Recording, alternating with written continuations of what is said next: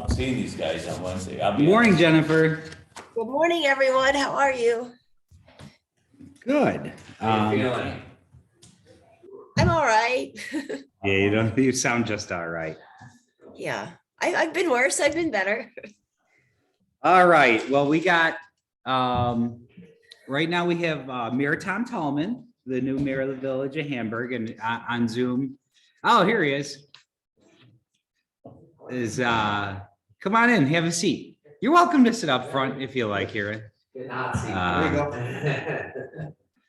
So I'll just kind of go around the room before I go through and open up the public hearing.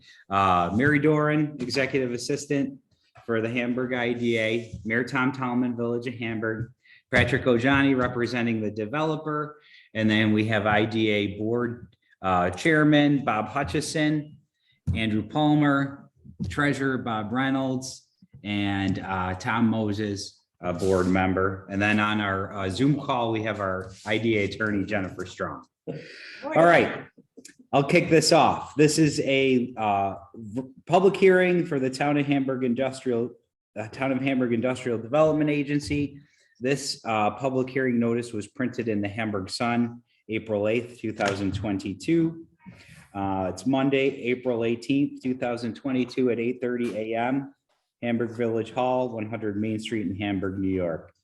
Please take notice that the Town of Hamburg Industrial Development Agency will hold the public hearing Monday, April 18th, 2022 at 8:30 a.m. The Hamburg Village Hall, 100 Main Street, to consider the following proposed financial assistance requested of the agency.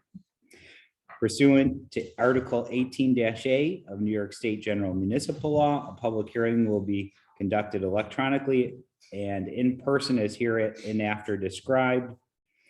Given the ongoing COVID-19 public health crisis and related executive orders, this can be conducted electronically and in person.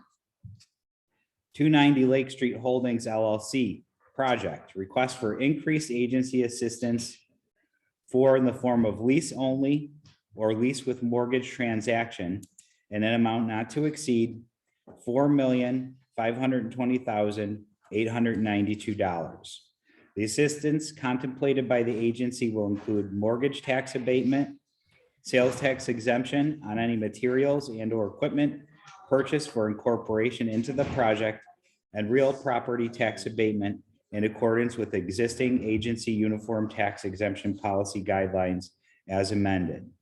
290 Lake Street Holdings LLC, the lessee, has entered into negotiations with officials of the Town of Hamburg Industrial Development Agency with respect to lease with mortgage or lease only transaction for the construction of an approximately 19,260 square feet of mixed use infill development on a former vehicle repair facility consisting of 12,840 square feet of 10 market rate apartments and 6,420 square feet of speculative professional office and or retail space located at 290 Lake Street in Hamburg, New York, by the lessee as agent for the agency for lease back by the lessee to the agency.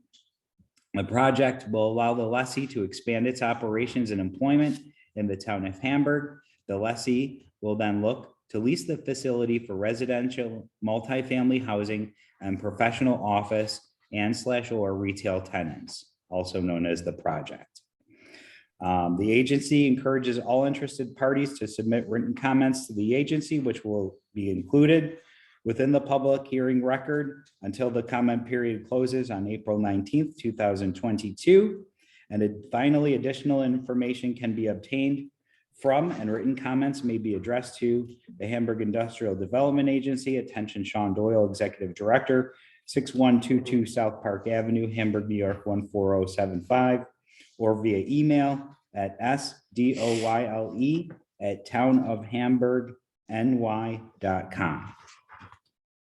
Okay, thank you. A motion to open the public hearing at 8:36 a.m. So moved. Thank you. Second, Mayor Moore? Second. Tom Moses? Okay, the public hearing is now open. I just wanted to explain briefly that this is a reapplication of this project due to changes in construction and labor costs. There is an increase in owner investment to the project. So that increase from the initial application is an additional $1,360,445. So this represents increase in benefits from the initial application in the total of $97,853. That is made up of additional property tax benefit. The assessed valuation of the property is not changing. However, the tax rates have changed since the initial application. So that levies an additional property tax benefit of $47,788 in exemptions. Mortgage recording due to increased larger amounts of financing required of the project is $4,557. And last, increase in sales tax benefit as a proration, in addition to the increasing materials, would be a proposed increase in sales tax exemption benefit. And that is in the amount of $45,508. And again, that brings that total to $97,853 in additional benefits. Hey, Sean, just to be clear, the corresponding incentives to the total investment's the same as it was originally, right? There's no difference in ratio. Actually, the ratio is less because the construction costs are about 25% higher, and the benefits are let's see here. Yeah, about, so it's just about 10% of that. Okay, well, beautiful. I just wanted, so we got more investment within the village for less incentive. That's correct. Okay, thank you. Good point. Patrick, did you want to speak, as a representative? Thank you for coming today. They're starting to come down a little bit, lumber costs going down, seems a little bit right now. And hopefully we'll get the project off the ground this spring, so Okay. that's all. And this would be the maximum allowed. So what we're going to talk to today and, potentially on Wednesday, assuming we go forward, we propose the resolution to the board, and those would be essentially your caps. So if you would benefit from decreased costs, you would just fall under that sales tax exemption threshold. Okay. So there's no. Just provide everything, all documentation to you and whatever benefit we get with it. Exactly. So are we, since we've been going through a lot of stuff with the pandemic and stuff, are you all through the planning board and everything like that? Everything's all, so you got the green light to go ahead then? Yeah. During the Stamp next 2 years? approval, Yeah. Are they putting a traffic light there? not at this point. Okay, because that's, I just. It was talked about. I just came up that intersection, it's probably one of the toughest intersections there, Yeah. between the two of them and stuff like that. So you're adding, obviously, I'm not in the planning board, but I'm just curious and stuff. Because that's a cost that some government agency is gonna have to bear in the future. Just so the public knows that too, if they do put something up there, on top of the cost for traffic light and stuff like that. So. I think, go ahead, Bob. Oh, go ahead. No, I just want to finish up. I mean, I looked all the numbers and everything like this. And again, that's a great point. I mean, the benefit ratio went down in a sense. It's only a 7-year tax exempt project, which is good. It kind of falls in line with what we try to do between 5 and 7. When do you think you would know if you're gonna go forward with the project? We're working through the financing right now, just the increased costs, so just more money out of pocket from the investor standpoint, so we'll know in the next 30 days. Probably. Okay. Sure, the rents went up too. Not as much as the. Really? Not as much as the cost, unfortunately, that's the problem. Well, you try to get 10% raise on rent, you'll never get it. Yeah. You're getting 10% inflation. Yeah, 25% increase on material costs and labor. It's hard. make up. Not that I'm on the developer side, sorry. No. $3,000 a unit if you're trying to. I just think village space, I mean, this is truly village space. It's not like being out on Southwestern, not by Hilbert. You're right in the village. I just Yeah. think it's a premium space you're developing there. Yeah, I think, we're underwriting, $20 square foot, we might get a little Right. more, but yeah, underwriting, a little bit, reserve it just in case. Especially with Dairy Queen next door, what the That's gonna be, it's gonna be one of the new gateways Yeah. coming in, going out. Absolutely. Yeah, it's gonna be beautiful. I just see a potential is great there. Yeah. You should create a lot more development in that area too. Should be a good catalyst. Mm-hmm. Mhm. The retail portion would not be abated, correct, on the property tax? The entire project can be if the retail investment is less than 30% in a mixed use project. Because So they get the sales tax breaks for going up and building because it's less.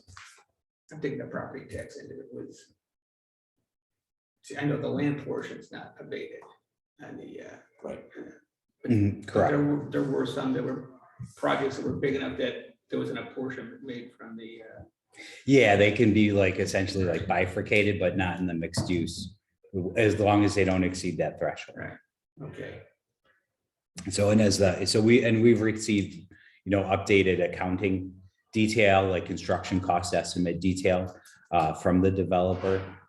It speaks to that, they're coming in under the threshold with the market rate versus the, essentially raw space for potentially retail or professional office, so it's speculative. Just to the questions of the developer, not to belabor the point, I mean, this project was approved 2020, I think. 21, so it's the first extension, and then the second extension, now reapplication. And I know there's so much out of our control as far as developing and doing all that with COVID, but I think we're putting ourselves out there as an agency, what we want to see fulfilled. Yeah. So to me personally, like, what's your threshold? Like, okay, so the prices don't come down, right, as much as you would like for meet your investment goals.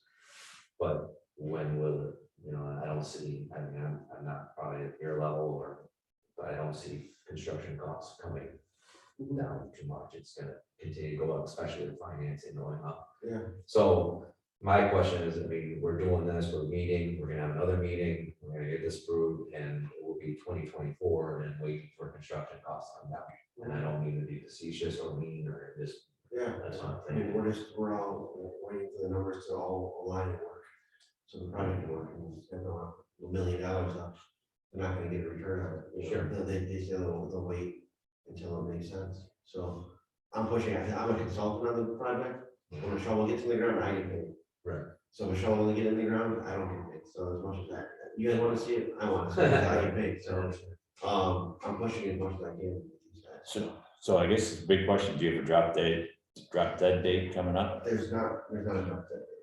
So in other words, I see it was July, That's our goal. yeah, but it's not a drop dead date then. It's not.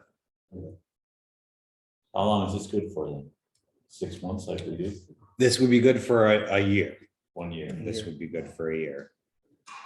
So, They don't wanna be honest, they don't, yeah, I'm not gonna lie, say, yeah, we're gonna definitely get in there in July. I appreciate You know, it's just, it is what it is, the numbers, possibly crazy with COVID and supply chain issues and, so I think we get this extension, and I'm gonna push these guys to, shoot to get in the ground this year.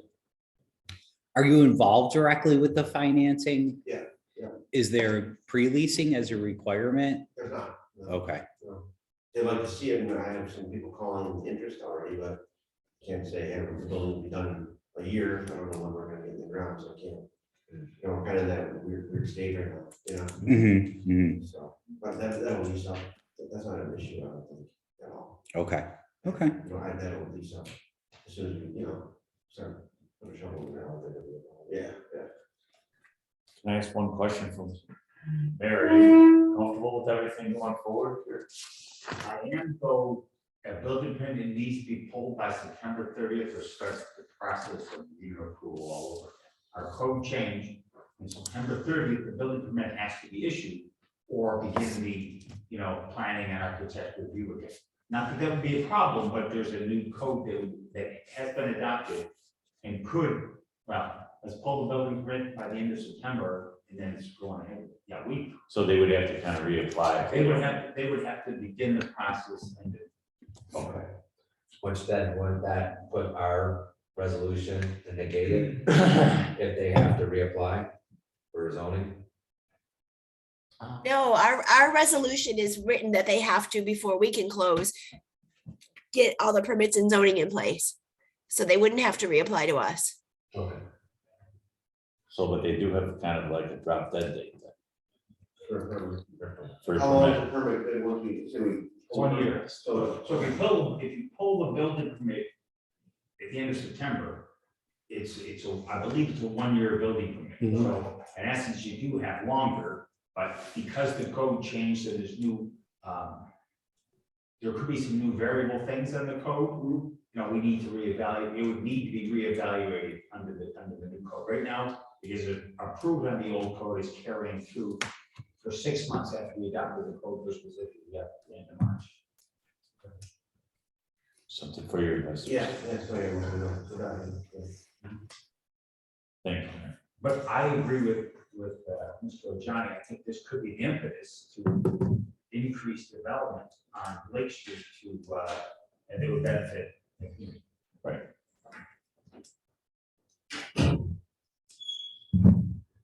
I'm good. Okay. No, you're looking at me. Any other questions? No, okay. So we haven't received any written comments to date. I will table the public hearing and close it out likely at the start of our meeting Okay. on Wednesday, our board meeting. We'll close that out just to give it that to the 19th to receive any written comments potentially. And then we would address them at the beginning of the meeting on Wednesday and then close the public hearing. Great if you could attend our meeting on Wednesday, so Blaze go, Yeah. 7:30 in the morning. Just in case you have any questions. That sounds good. Yeah. Like early meetings. Huh? Well, we all work. This is a volunteer board. Oh, yeah. Most-